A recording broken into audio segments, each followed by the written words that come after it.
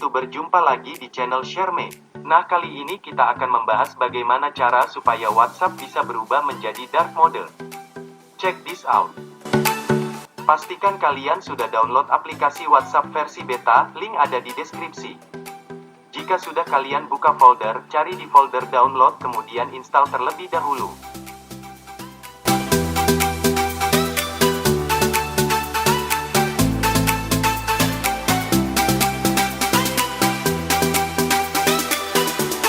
Jika sudah, buka aplikasi WhatsApp.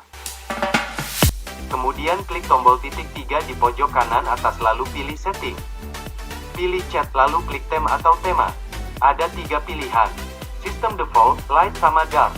Kalian pilih yang dark dan boom, langsung berubah jadi hitam.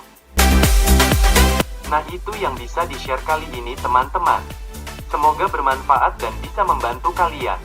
Jangan lupa subscribe, like, dan komennya. Terima kasih.